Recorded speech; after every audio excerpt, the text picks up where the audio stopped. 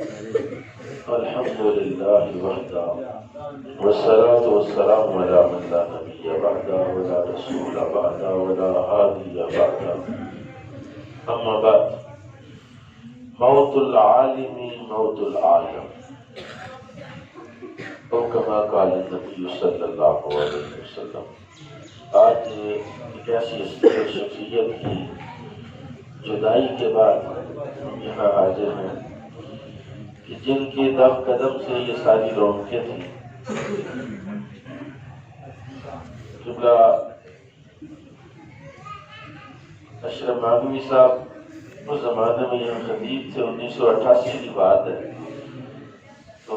یہاں ٹانگے پر آنے جانے کا سلسلہ تھا، تو شاہ صاحب اس وقت باہر ہوتے تھے، تو اس وقت سے لے کر آج تک محترم پیر صاحب کا اکرام، احترام اور ان کا اقبال اللہ نے بلند ہی فرمایا۔ میں نے اس آپ کے گاؤں میں ایسی ایسی شخصیات کو دیکھا ہے پیر صاحب کی وجہ سے، شاید آپ کو اس کا ادراک نہیں ہے۔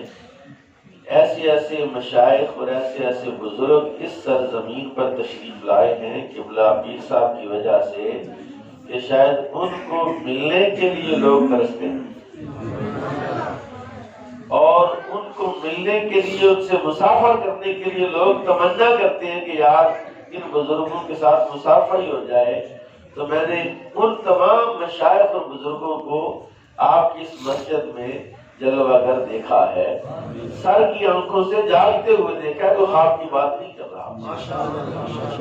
پیر صاحب کا جو مقام تھا علماء کی نظر میں، مشائخ کی نظر میں، وہ ظاہر ہے ہم جیسے لوگ سمجھ نہیں سکتے، ہماری سوچ اور ہماری فکر بالکل محدود ہے، ہم چھوٹی سوچ کے لوگ ہیں۔ حالانکہ پیر صاحب آپ کی جو سوچ اور آپ کی فکر تھی، جب بھی میری ملاقات ہوئی قبلہ پیر صاحب کے ساتھ، اکثر رات کو میں پروگرام سے واپسی پر ملاقات کے لیے حاضر ہوتا تھا، تو بڑی وسعت تھی آپ کی فکر میں اور آپ کی سوچ میں۔ اللہ تعالیٰ اس کا فیض ان کی اولاد کو اور ان کے خانوادے کو عطا فرمائے۔ نبی کریم صلی اللہ علیہ وسلم کی ایک حدیث پاک میں نے پڑھی، بس اس کا ترجمہ کر کے اجازت چاہوں گا۔ رسول کریم صلی اللہ علیہ وسلم نے ارشاد فرمایا موت العالم موت العالم، ایک عالم کا مرنا پورے جہان کا مر جانا۔ عالم کون ہوتا ہے؟ عالم زندہ ہوتا ہے اور جہان مردہ ہوتا ہے۔ عالم اپنے علم کے ساتھ اس مردہ جہان کو زندگی عطا فرماتا ہے۔ کریم صلی اللہ علیہ وسلم کی ارشاد آپ نے سنا ہوگا کہ ایک بچہ طالب علم جب گھر سے نکلتا ہے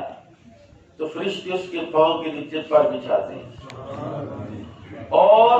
معلم الناس الخیر، لوگوں کو خیر کی تعلیم دینے والے کی شان کیا ہے؟ میرے کریم آقا نے ارشاد فرمایا، حضرت قبلہ پیر صاحب کے بارے میں کوئی کچھ کہے، کوئی تبصرہ کرے، لیکن میں یہ بتا دینا چاہتا ہوں کہ میرے آقا کا ارشاد سماعت فرمائیے۔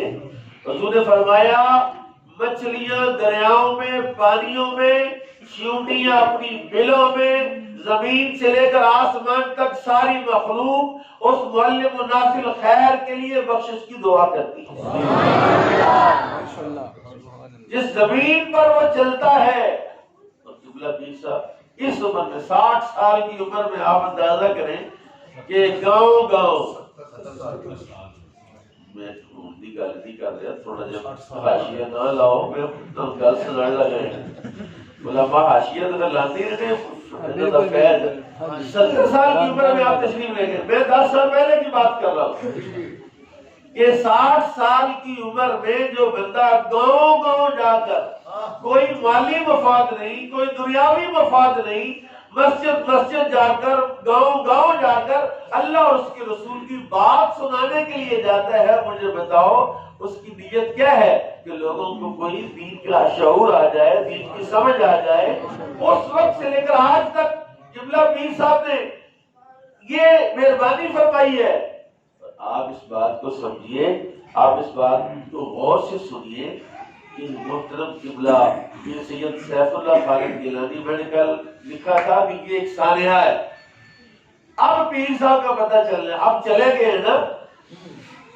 ہم اثر معاصرین تو کبھی کسی بندے کو قبول نہیں کرتے، یہ ہماری بات نہیں ہے، یہ شروع سے چلا آ رہا سلسلہ، لیکن کسی بندے کی اہمیت کا اندازہ اس کے جانے کے بعد ہوتا ہے۔ اب پیر صاحب کی جو خدمات ہیں اس کا صلہ اور اس کا پتہ اب چلنا ہے، اولاد کو بھی اب چلنا ہے، اس گاؤں والوں کو بھی اب چلنا ہے، اور علماء کو بھی اب چلنا ہے کہ وہ کس قدر وسعت ظرفی اور وسعت قلبی کے لوگ تھے۔ میں سمجھتا ہوں جس بندے کی بھی زندگی میں کوئی معاملات ہوتے ہیں، رسول کریم نے ارشاد فرمایا حسنوا موتاکم، اپنے مردوں کی تعریفیں کرو۔ کون کہہ رہا ہے؟ امام الانبیاء صلی اللہ علیہ وسلم فرماتے ہیں کسی فوت شدہ بندے کی برائیاں بیان نہ کرو، اس کی اچھائیاں بیان کرو۔ انتم شہداء اللہ فی الارض، تم زمین پر اللہ کے گواہ ہو۔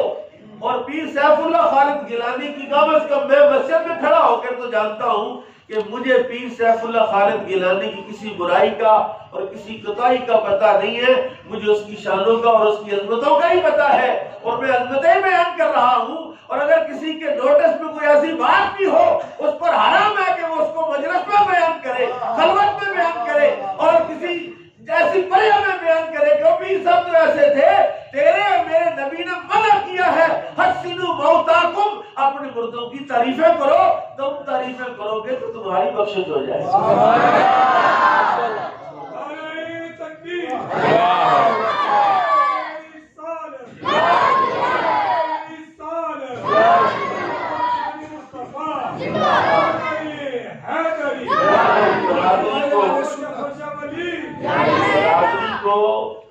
گاؤں والوں کو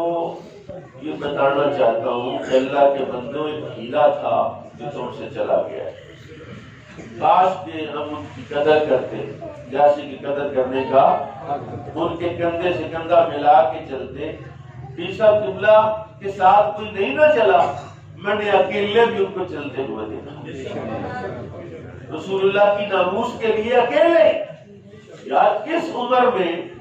اس دن رات کو بات ہو رہی تھی کل رات کو کہ یار اتنی عمر ہو گئی بزرگوں کی، پیر صاحب کی، لیکن میں نے ان میں بڑھاپا نہیں دیکھا، جوانی دیکھی۔ ان کے رستے میں تو تھکا نہ کرے، وہ جو حضرت نے کہا نا کہ دل جو ہے اس کی بیماریاں اور معاملات ہیں، لیکن اس کے رستے میں تو تھکا نہ کرے۔